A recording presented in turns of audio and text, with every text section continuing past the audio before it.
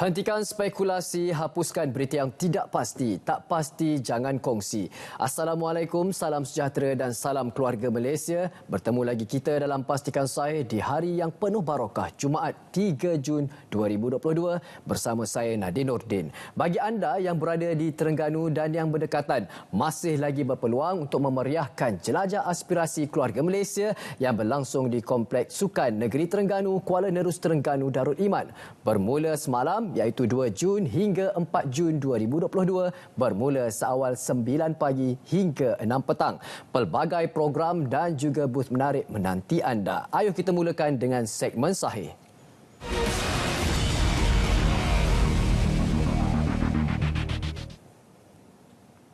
Kita ikuti kenyataan media Pengarah Jabatan Keselamatan Dalam Negeri dan Ketenteraman Awam mengenai haiwan dilindungi dan senjata api dirampas dalam Bersepadu Khazanah OBK. Bertindak atas maklumat risikan, cawangan risikan dan siasatan khas CPSK, Pasukan Gerakan Khas PGK, Jabatan Keselamatan Dalam Negeri dan Ketenteraman Awam JKDNKA telah membuat 3 serbuan di kawasan Bukit Merah. Jangan kongsi. Berat seketika, kembali selepas ini dengan sudut pandang untuk Pastikan Sahih.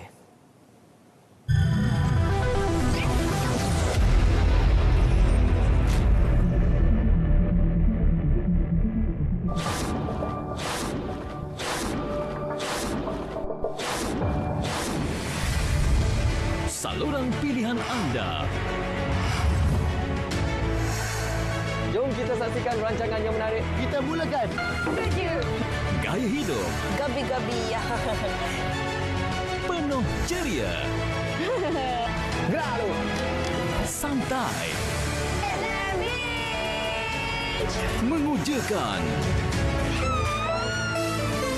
Program-program terbaik. Hiburan seisi keluarga. Okey.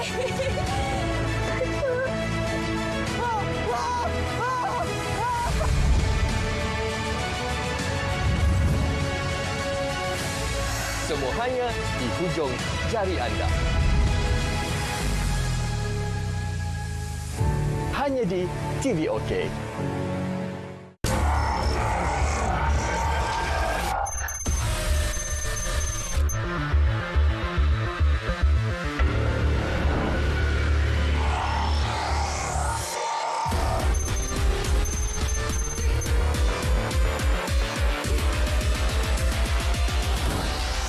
Welcome aboard.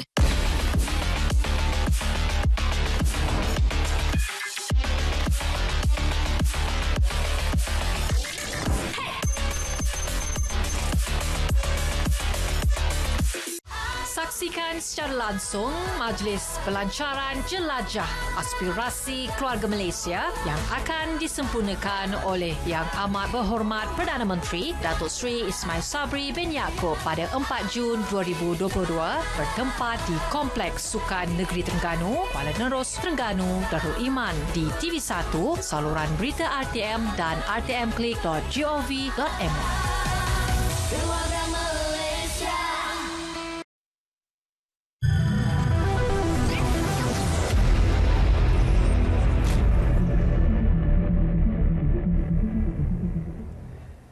Terima kasih kerana masih lagi setia bersama kami dalam Pastikan Sahih. Seperti biasa, setiap hari Jumaat kami bawakan segmen Sudut Pandang untuk membincangkan isu-isu semasa yang dekat dengan keluarga Malaysia. Ayuh kita aktifkan sekarang segmen Sudut Pandang.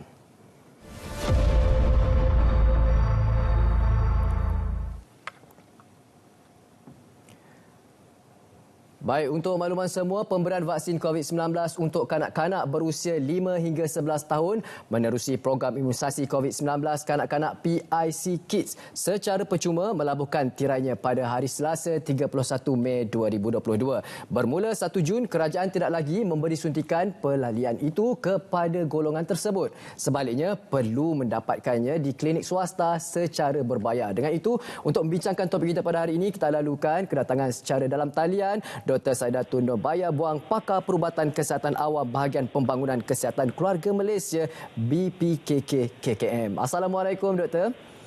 Waalaikumsalam. Ya, terima kasih kerana sudi meluangkan masa untuk bersama-sama dengan kami di Pastikan Sahih, Doktor. Ya, kita lahir bersama KKM. Ya, baik. Itulah dia. Oh, baik. Untuk permulaan, mohon respon doktor mengenai maklumat yang saya kongsikan sebentar tadi. Apakah informasi tambahan yang perlu diwar-warkan kepada ibu bapa dan juga penjaga, doktor? Okey, terima kasih ya, sebab saya rasa memang ramai kata seolah-olah macam kita stop ya. Tapi apa yang berlaku sebenarnya di sini, Kementerian Kesihatan mengumumkan 31 Mei sebagai tarikh akhir vaksinasi bagi kanak-kanak berusia 5 hingga 11 tahun ya. Tetapi umum kena tahu bahawa Kementerian Kesihatan juga mengambil kira beberapa kita kata pengecualian di sini. Ya, di mana pengecualian di sini kita berikan kepada pertama ya untuk kanak-kanak yang telah berumur 5 hingga 11 tahun tetapi mereka didapati dikena jangkitan COVID ya. Jadi sebab seorang kanak-kanak yang terkena yang mendapat jangkitan COVID, dia kena tunggu masa 6 minggu selepas suntik untuk dapat vaksin mereka ya. Jadi bagi mereka yang berada dalam kategori ini, kanak-kanak ibu bapa masih boleh membuat janji semua vaksinasi sehingga 30 hari bulan Ogos ya. Ini pengecualian yang pertama. Pengecualian yang kedua sebenarnya adalah kita tahu dari Malaysia setiap tahun kita ada lebih kurang 500,000 kanak-kanak yang lahir ya. Dan vaksin COVID-19 ini ianya kita kata indikasinya hanya boleh diberikan apabila kanak-kanak mencapai umur 5 tahun ya. Ini khusus bagi untuk vaksin Comirnaty. Jadi apabila PKM mengumumkan penutupan PKIT pada 31 hari itu, masih terdapat kita anggarkan 300,000 lagi kanak-kanak yang belum mencapai hari jadi ke-5 ya. Sebagai memastikan bahawa kanak-kanak yang dalam kategori ini yang belum sampai 5 tahun ini mendapat akses kepada vaksin ya. Dan untuk melindungi mereka, Kementerian Kesihatan masih membuka lagi vaksinasi untuk golongan kanak-kanak ini sehinggalah 31 hari bulan Januari 2023 nanti ya.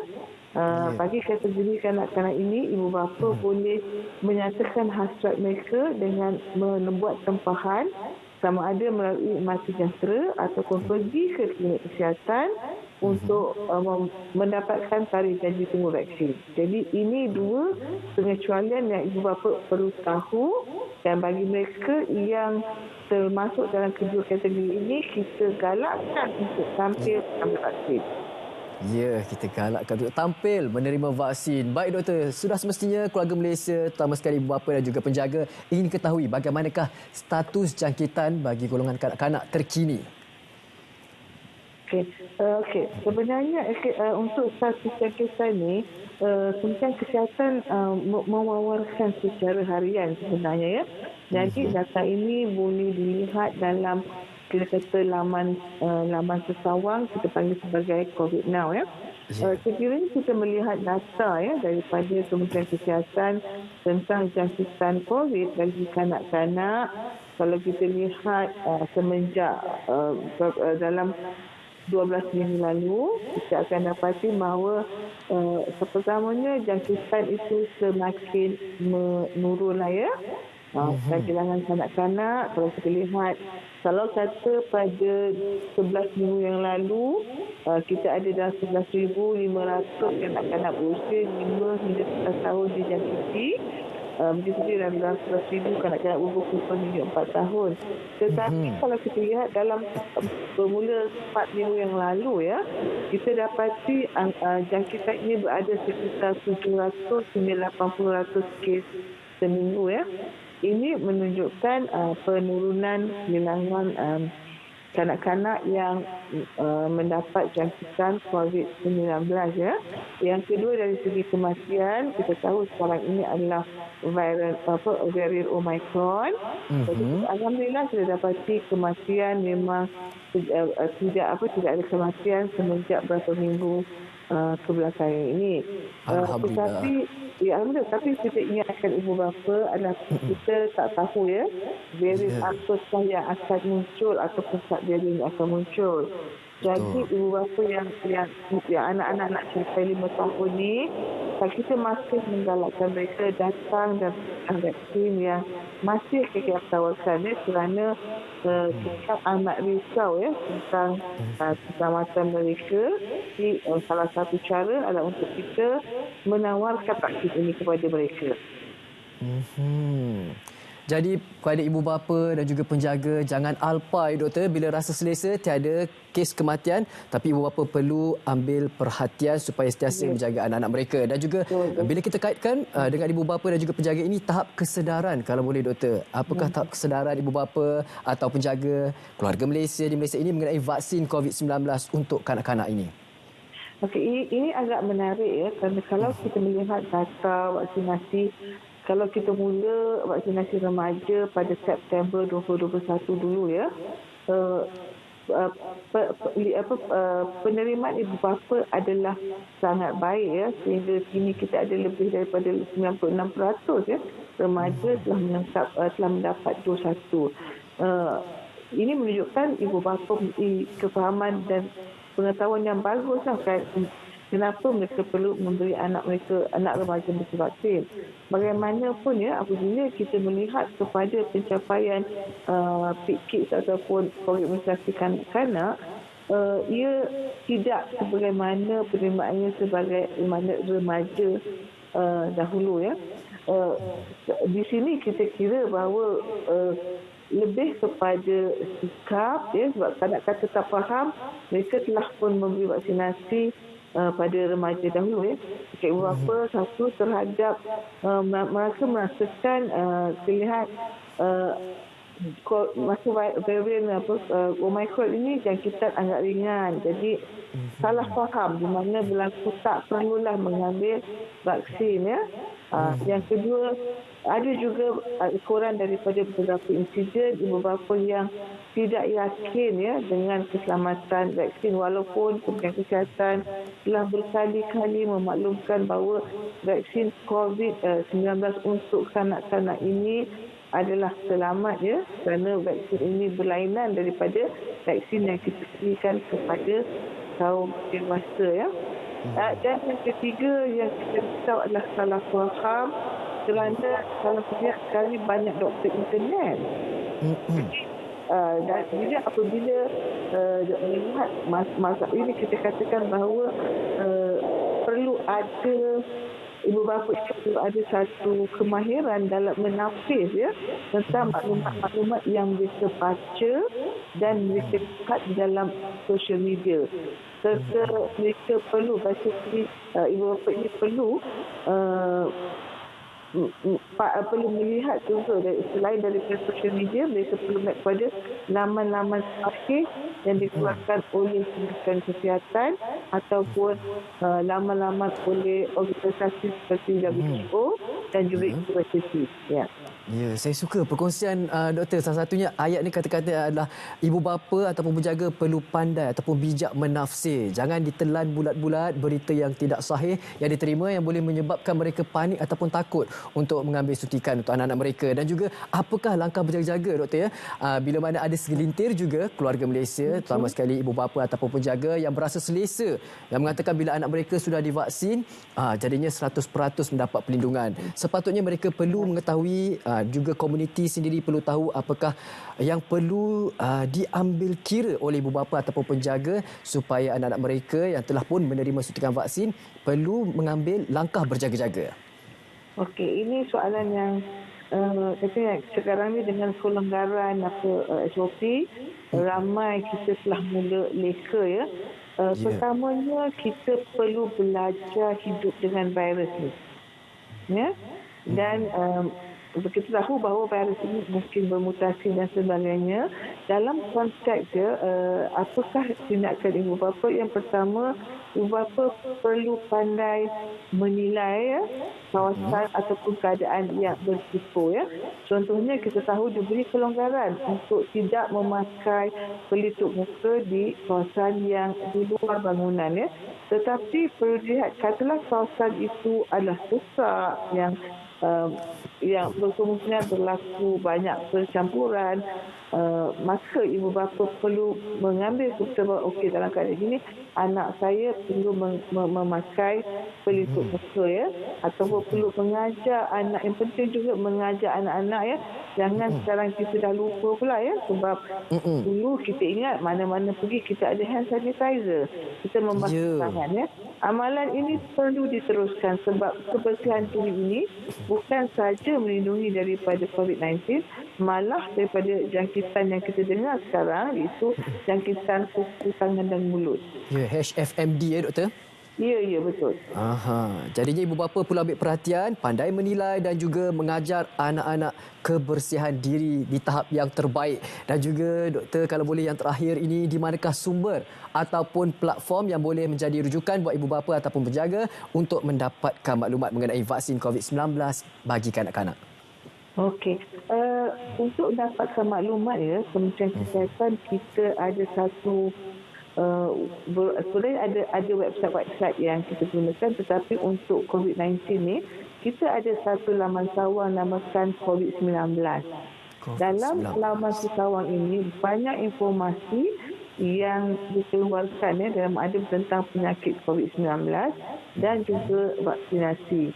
Kita ada FAQ ataupun soalan lazim yang mana ibu bapa boleh rujuk. Itu pertama. Yang kedua, bagi mereka yang rajin membaca, mereka boleh melihat juga dokumen-dokumen yang dikeluarkan oleh Pertubuhan Kesihatan Sedunia. Tetapi di sini ibu bapa perlu mentafsir kadang-kadang dari istilah yang digunakan dan sebagainya. Perlu ditafsir dengan betul sebab berlaku kadang-kadang dia ambil secara bulat-bulat tanpa meneliti. Jadi dia ada apa kata netizen ini gemar memetik tetapi tidak mengkaji statement yang dipetik tersebut. Jadi at the end, carilah sumber yang sahih seperti Kementerian Kesihatan ataupun mana-mana institusi pendidikan tinggi ataupun organisasi yang dipercayai. Ya, itu dia pesanan dan juga info-info yang cukup berguna, doktor. Terima kasih Dr. Saidatul sudi memberi ruang dan masa untuk berkongsi ilmu, berkongsi maklumat buat ibu bapa dan juga penjaga. InsyaAllah kita akan berjumpa lagi di lain waktu, doktor. InsyaAllah. Terima kasih kembali. Ya, terima kasih juga daripada kami. Assalamualaikum. Waalaikumsalam warahmatullahi wabarakatuh. Ya, baik, itulah dia perkongsian untuk sudut pandang minggu ini. Diharapkan ilmu ataupun info-info yang telah pun diberikan oleh doktor dapat kita aplikasikan dalam kehidupan kita seharian. Itu dia Dr. Saidatul Nurbaya Buang, pakar perubatan kesihatan awam bahagian pembangunan kesihatan keluarga Malaysia. Pastikan saya berehat seketika selepas ini untuk segmen yang terakhir, segmen notifikasi berehat seketika.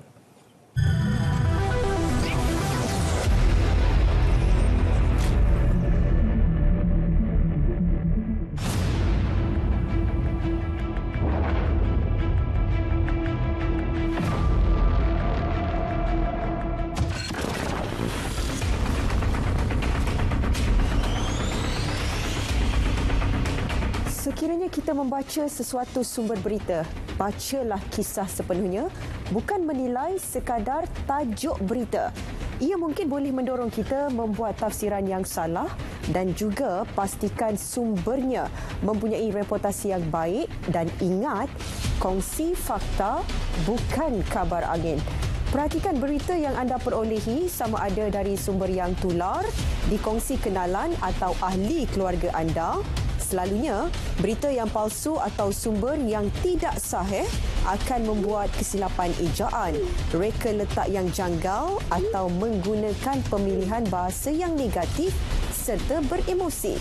Semak sumber rasmi dan bandingkan maklumat yang anda perolehi.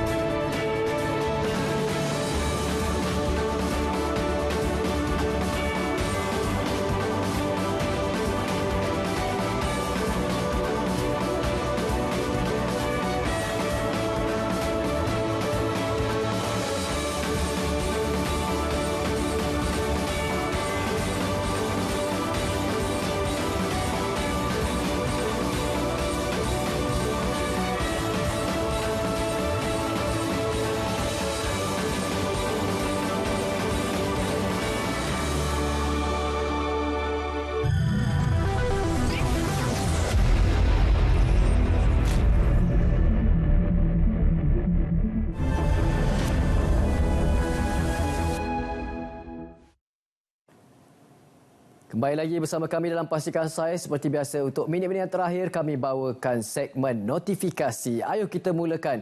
Untuk makluman semua, seperti biasa, segmen notifikasi kami akan war-warkan hebahan. Apakah ia? Kita mulakan dengan ini, istiadat menghadap dan istiadat pengurniaan darjah kebesaran, bintang dan pingat Persekutuan sempena sambutan ulang tahun Hari Keputeraan Rasmi ke bawah Duli Yang Maha Mulia Seri Paduka Baginda Yang di-Pertuan Agong bagi tahun 2022. Siaran langsungnya pada hari Isnin nanti 6 Jun 2022 bermula 9.45 pagi. Sudah semestinya di saluran berita RTM, juga siaran serentak di TV1, juga di radio-radio RTM seperti Nasional FM, IFM, Minal FM dan juga Trax FM.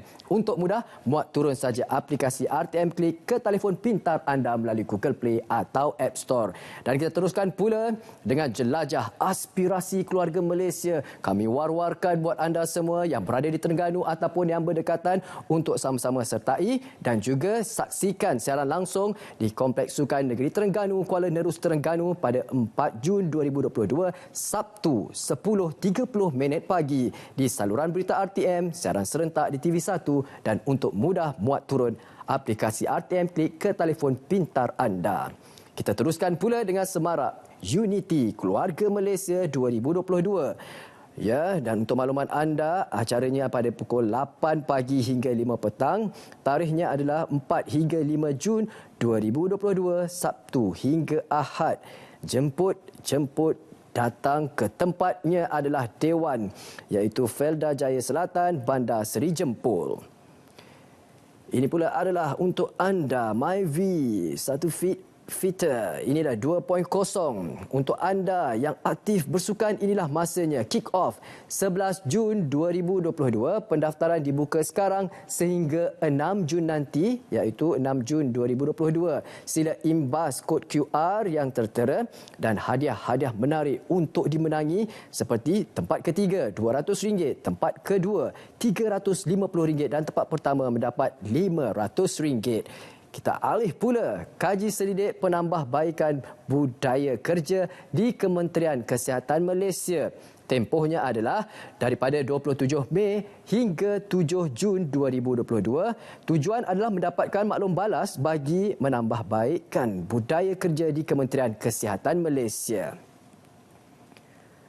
Hentikan spekulasi, hapuskan berita yang tidak pasti. Tak pasti, jangan kongsi. Sampai saja Pastikan Saya edisi Jumaat yang penuh barakah. InsyaAllah kita akan berjumpa lagi pada minggu hadapan, Isnin hingga Jumaat 3.30 petang di saluran berita RTM My Free View 123. Assalamualaikum.